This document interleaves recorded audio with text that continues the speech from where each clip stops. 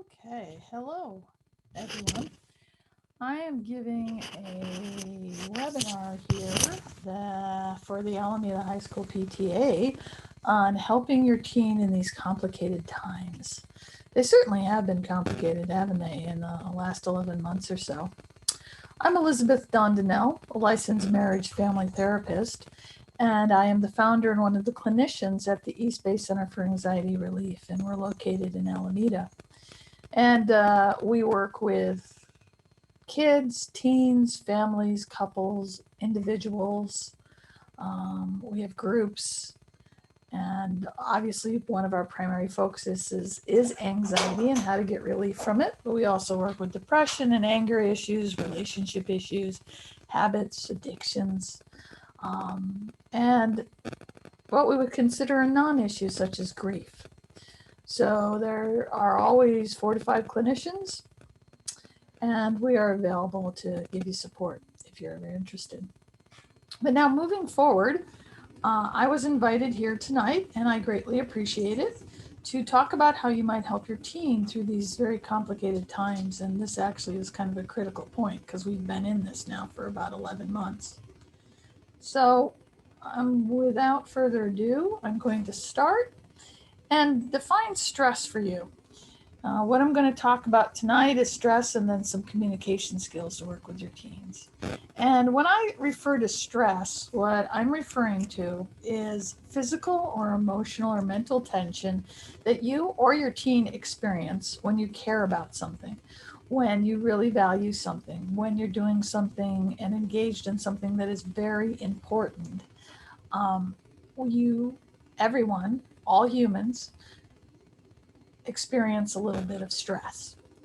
Now, there's a difference between healthy stress and unhealthy stress.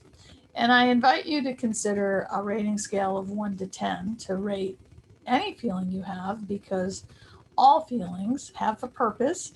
And when they're within a healthy range, such as stress can be, then they come and they go, and they can give you information that can be valued. When they reach an unhealthy level, then they become an obstacle in your life. And that's what I'm going to speak to tonight regarding stress. When I say healthy, I'm looking at this rating scale and talking about a 2 to a 5. So when your teen is having some stress about preparing for a test, right? And then after the test, they feel relieved and they take a break. That's healthy stress. Okay. When they care about the sports game they're going to be playing in, or the play that they're going to perform, or the club that they're leading, that can be healthy stress also, because it just shows that they care and they want to do a good job. When I speak of unhealthy stress, what I mean by that is that stress a 5 or higher on the rating scale, and it lingers, it's consistent, it's reoccurring, and it creates a high level of emotional upsetness that creates obstacles in the day-to-day functioning of your teen and also of yourself. When I'm talking about this, I'm inviting you as a parent also to see if you identify with anything that I'm saying about the symptoms or signs of stress or how to rate stress, because the more you know about yourself as a parent and how you manage stress, the more that you can help your teen. So while you're listening on ways to support your team, also be asking yourself, do I experience stress this way? How do I experience stress? All right. So I'm going to present to you right now the physical signs of stress. So when we're stressed, and when your teen is stressed, for example, there can be a sign of low energy. And what this low energy is, it's not just like a tired energy or the classic teen energy that's low in the afternoon because they stayed up late the night before. Low energy as a sign of stress is about is when they used to have energy to do something and now they're talking about how hard it is to, for example, if you had a teen who got up early in the morning, sometimes that's a rare case, but there are some, and now they're saying how hard it is to get up, or a teen who is very good in academics and now they're telling you that it's really hard to focus and they feel like they're zapped of their energy. That is an example of a physical sign of stress. Chest pains. Chest pains can occur as a physical sign of stress. Now, oftentimes when we think of chest pains, we get a little panic because chest pains could mean a heart attack, right? That's where most people's brains go. That's not what I'm talking about. Literally, stress can cause chest pains, and then people think that they might be having heart problems. But oftentimes, more what it is literally your chest muscles are tightening because you're not breathing as deep. And there's great value in deep breaths, not only because it brings more oxygen into your blood, but it helps keep the lungs open and stretching. And as they open and stretch, that helps your chest stay open. And when you're in a stress position, you're more in a protective position. And so you're going to kind of close in. And especially teens will do this, not even noticing it. Well, one, because the nature of their world, especially right now, is in front of a computer. So they're just kind of naturally, curling forward. But then they also just naturally curl forward when they study and do things. So chest pains can be a result of muscle tension in the chest, and that is a sign of stress. Headaches, similarly, they are a result of tension, um, tension headaches, often from the neck and the shoulders, and particularly now in our computer and Zoom world, in the state that we're in, headaches can be common and also a sign of stress. Teeth grinding, if you're aware, it usually occurs in two different ways. Teeth grinding can be at night, and if your teen's talking about how their jaw hurts in the morning, that might be a sign that they're grinding their teeth. Or also when they're really focused, they may, if you notice, they may be clenching their jaw and they just comment how much their mouth hurts. That is definitely a place people hold stress. Now, upset stomach is one of the classic ways that a person manifests stress and is a usual physical sign. And the reason for this is because when we're stressed for long periods, and when I'm saying stress again, I'm talking about unhealthy stress, which is a level 5 or higher on a 1 to 10 scale, and it's lingering, it's consistent, or reoccurring. Our bodies are designed to deal with stress in short bursts. And because what it does is it triggers the fight, flight, or freeze mechanisms. We're totally equipped like for that, just like any other animal on the planet. We can go through short bursts and then we need to dial down. What happens is that when your stress dials up and lingers, is consistent, or reoccurring, then the body starts breaking down a bit. And where it breaks down most is in the stomach area, because when we're in a fight, flight, or freeze, literally the body starts reserving energy to run out of the burning building or to run from the tiger in the jungle. And so the digestive system slows down, okay? Because you don't need to eat when you're running out of a burning building.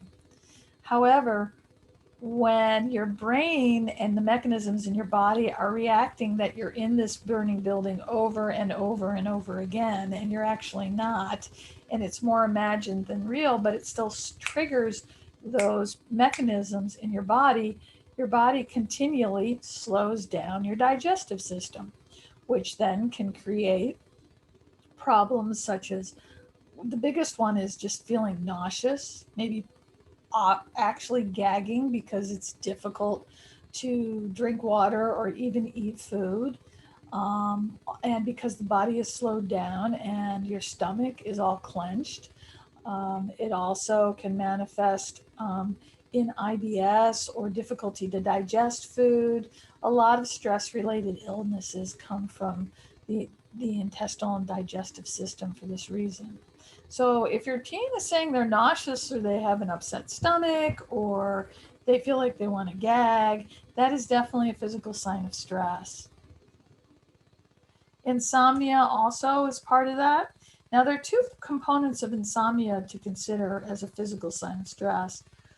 One is the insomnia right before you go to sleep or your teen goes to sleep, and they might talk about how, last night they tried to sleep and all they were doing was spinning something in their head. They couldn't stop thinking about something. So they couldn't believe that they laid there for like an hour and a half, and then they decided to turn on the light and go on their screen or something like that.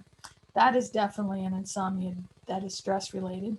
The other type of insomnia that is stress related that isn't as common in teens, more common in adults, is the 4 a.m. wake up. Because what is happening at that time of the day in our bodies, once again, is our adrenal system is starting to kick in and wake the body up. And as it's doing that, and if when we come out of a REM sleep, those two collide because the brain's kind of waking up, the adrenals are waking the body up, and then boom, you're like wide awake at 4 a.m. and your brain, it's as if your brain never stopped and it just picks up on whatever it was churning before, or you start thinking about all the things you have to do during the day, and you might even start feeling overwhelmed. And then you do this for an hour or so, you read a book, you calm down, you go back to sleep, and then you end up sleeping until like 8 a.m. in the morning and you're late for work. Or if it happens to your teen might then be late for school and missing morning classes.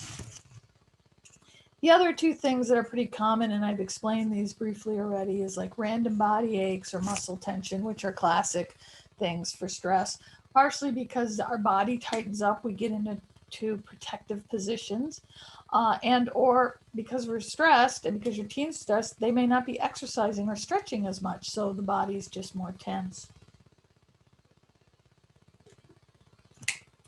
So now wanting to explain what the emotional signs of stress are. Now, we all experience these things at times in our life: agitation, hopelessness, withdrawal, maybe even changes in our personality, or sometimes just forget to brush our teeth or something. What I'm talking about, when it's an emotional sign of unhealthy stress, means that it's uncharacteristic of your teen or it's elevated for a period of time. So, for example, if you have a teen that normally is pretty happy and is pretty chill, and now they're showing signs of anger and agitation and being anxious, that's a sign that there may be some emotional stress going on.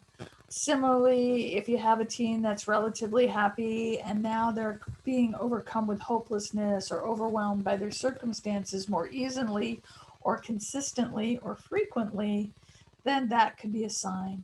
Now, if you have a teen that in general, it runs a little anxious and they get overwhelmed easy and always have, or they're more of a doomsdayer, kind of thinking about, they're very good at pointing out what isn't working, and that's the way they've been, then that isn't necessarily an emotional sign of stress. You're looking for things that are uncharacteristic of your teen, or your teen's talking about things that they're saying isn't normal or they're not used to. Same thing with isolating from people. Some teens are shy, some teens grapple already with social anxiety, so they're more prone to isolating from people. But if you have a teen who's outgoing, has a lot of friends, and is now talking about how they're having difficulty, even thinking about Zooming their friends because they're so tired and have low energy, that might be a sign. Similarly to personality changes, it's a sudden or gradual change by the way you behave.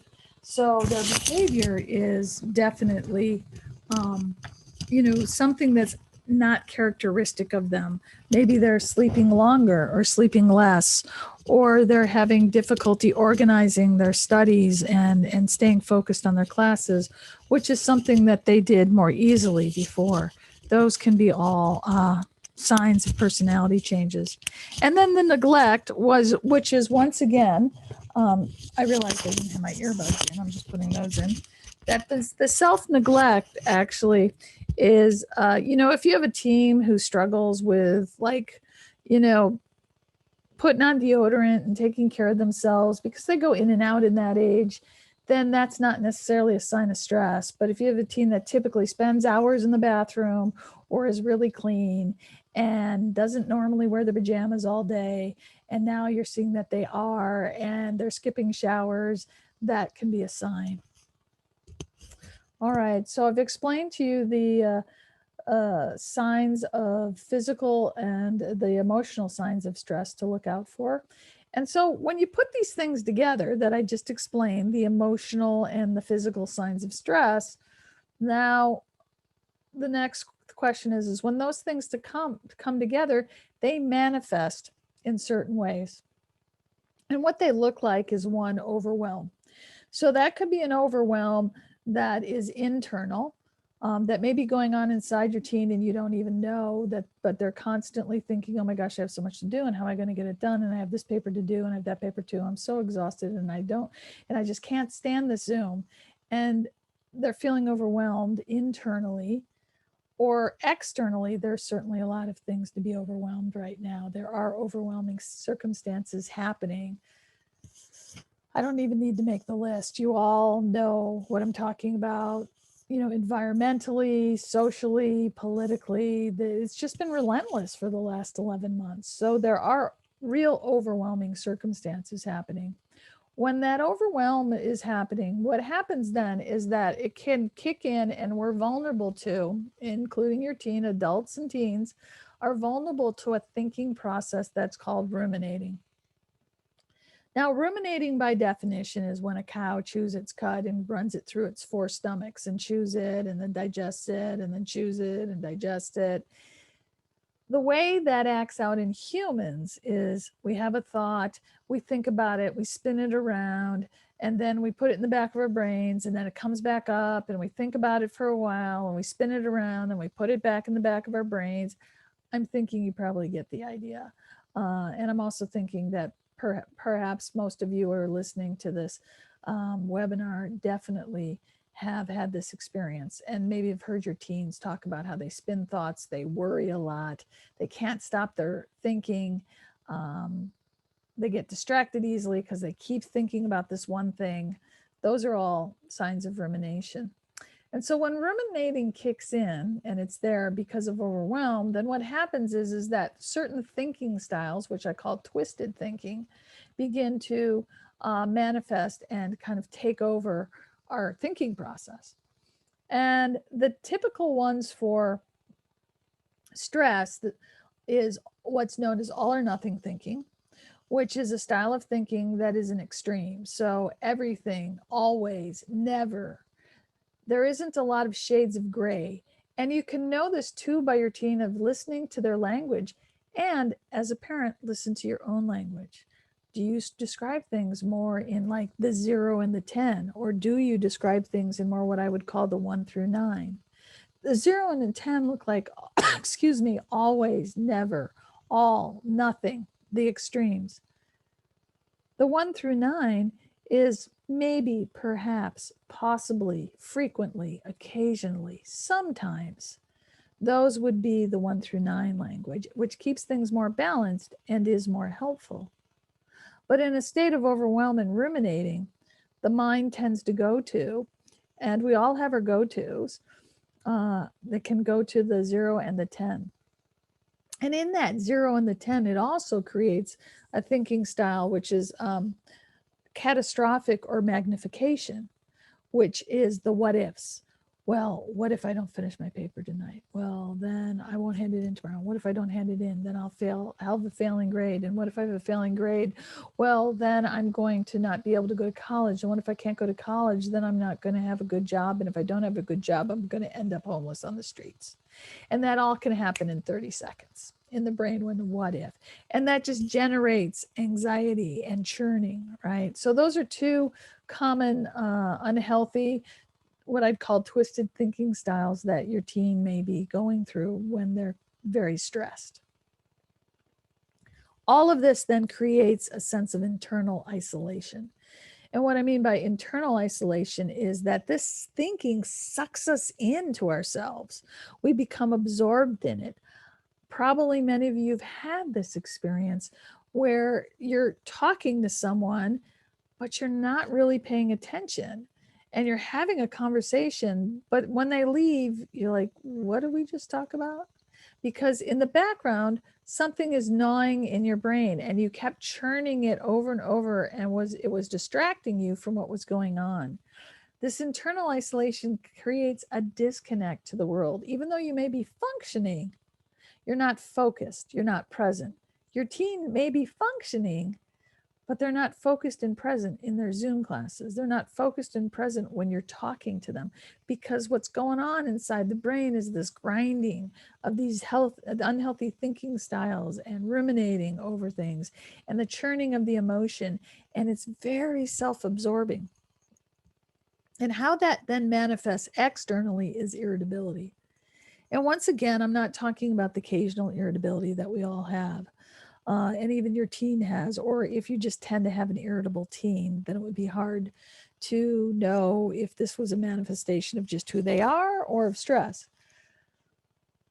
But the irritability I'm talking about that's manifested by stress usually is that irritability where you suddenly find yourself reacting and you go from 0 to 60, or your teen is just, gone from 0 to 60 and has just filled the room with their mood. And you're like, where did that come from?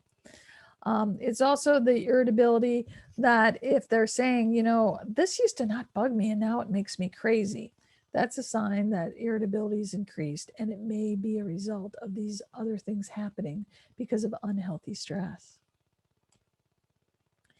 The other external manifestation is insomnia, which is a classic one. And as I explained earlier, the two types of insomnia. So, how do you move this forward? Well, I offer you kind of a 4-part, mantra, if you will, to think about how to move this forward, how to help them move forward. And why I say move it forward is because the manifestations of stress and what I just described to you will keep your teens stuck. They may think that they're solving a problem and they're working hard and they're trying to get themselves out of it.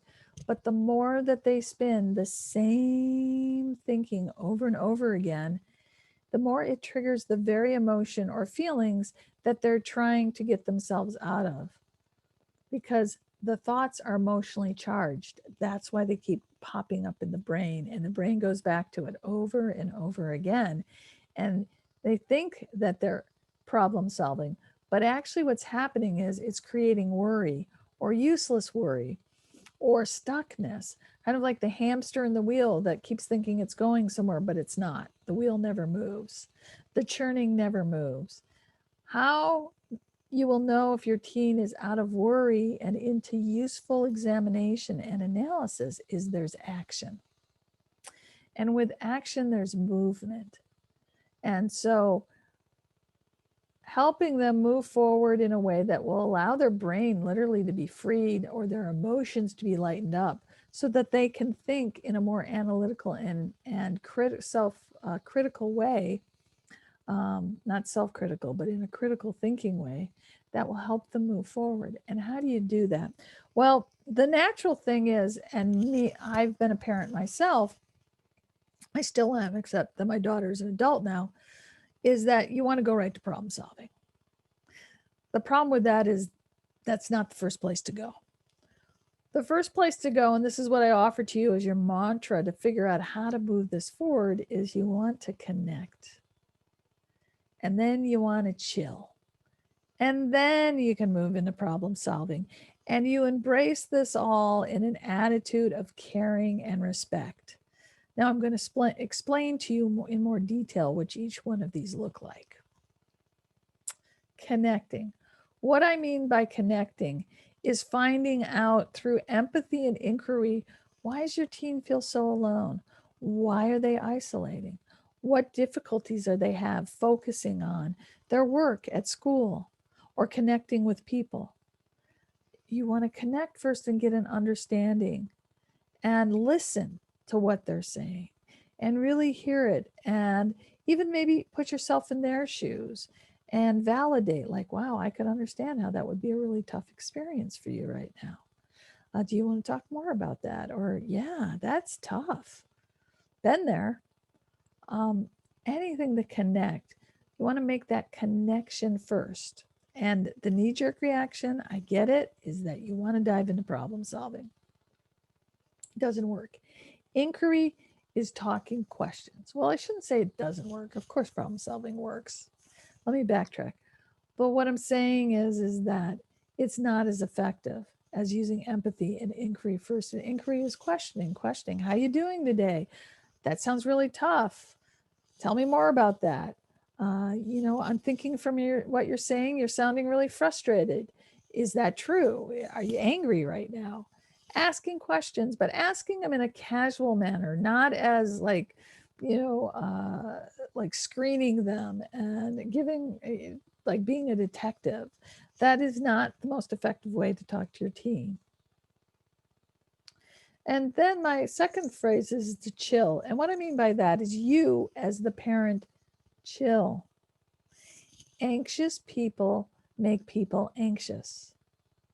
Stressed out teens make parents stressed. Stressed out parents make their teens stressed.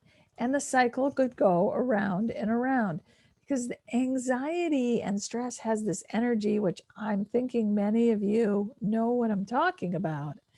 And it's this energy of, I've got to get something done. I've got to get focused. Sometimes it feels like it's vibrating. It's like, oh my gosh, everything is overwhelming. And my whole body is going to tell everybody in the world how overwhelming it is. And then it passes along to the next person and the next. So chill. As a parent, check yourself. Are you finding yourself revving up when you're trying to give empathy and inquiry? Are you yourself battling your own racing mind? Are you grappling with insomnia and really tired today and know that you're going to have a difficulty dealing with seeing your teen so stressed out? Those are the questions to ask yourself. Check yourself and see what's going on inside with you, and then use it. Use it in a way of you can be transparent. Kid hasn't slept in 3 days. Yeah, I haven't slept in a couple of days either. I get it. Right. But that's the second part. First, check in with them, and then you can connect with them in a way about some of your own experiences or self disclosure about how, yeah, you're also feeling stress, or you saw this concerning thing on the news, and what did they think about it? It's okay to have those connecting conversations that way for a period of time. Right. You don't want to sit and wallow in it, but it's okay. And it's okay just to hang in there and just to hang out with your teen, giving them the sense that you've got their back, right? And you just hang out. When you've made that connection, you've chilled, you've checked yourself, you've maybe connected with them a little bit more by telling some of your own experiences of what's going on, or when you remembered what happened to you, just short little blurbs, and you're just hanging in there, then you can move into problem solving.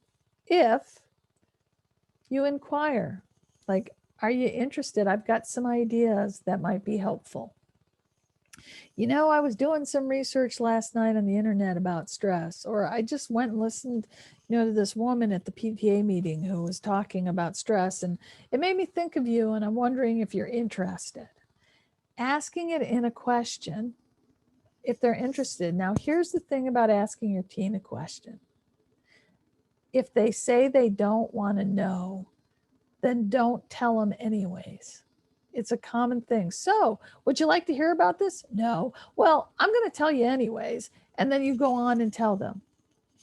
If you really have information you want them to hear, then don't give them a yes or no question to turn it down. Say, you know what? I have something that I'd really like to talk to you about that I think might be helpful for you. And is this a good time to do it? And if not, let's talk about it after dinner. Be a little bit more direct and specific if that's what you want.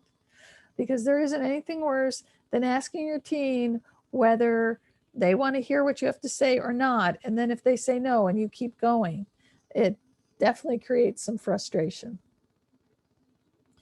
And then problem solving, while you may have some ideas, also inquire about what are they looking for? Did they have any ideas on how to, for example, they want to exercise more. So, well, what are you thinking? Do you want to get up a little earlier, or are you thinking that it'd be better to take a break during lunch? Or ask them, help them, ask questions that will initiate from them their own problem solving skills. Because the truth is, that's what having a teen is about in many ways, of you helping them figure out how to do it themselves, and also discovering as a parent What are their skills? How good are they at solving their own problems? How do they solve problems when they feel overwhelmed? Do they still need a little help and guidance, or are they pretty capable of doing it on their own? These teen years are the times to find that out and pace yourself with your teen, right? And not to do the extremes of constantly micromanaging and making sure that they have everything in place and telling them what they don't have in place and how to do it and checking their calendars and their emails for them. And then the other extreme, which is totally stepping back and going, well, they'll just figure it out, and not guiding them in any way. Once again, I like that shades of gray, that 1 through 9 experience. You want to stay kind of in the middle with this and helping them solve their problem if they want it. And then this is all done in an attitude of caring and respect. Caring and respect for yourself and for your teen and for your family or whoever you're interacting with. Thinking of kindness and listening and empathy. And that can take some work sometimes. When your teen just, has been sleeping in and they're having a hard time focus and they don't want to talk and you just kind of want to, shake them, or you want to do all the research and on the internet and give it to them and they won't take it. Connect, chill, invite problem solving, help them solve their own problem with an attitude of caring and respect. That is what I hope I bring to you in this webinar, are probably just reminders, if you will, of how to connect with your teen in a way that's more effective, especially through these troubling times. So I hope that you found this useful and it was a good use of your time. Once again, I'm Elizabeth Dondinell, a licensed marriage family therapist. My email, elizabeth@eastbayanxiety.com, the founder and one of the clinicians at East Bay Center for Anxiety Relief here in Alameda, California. Thank you and take good care.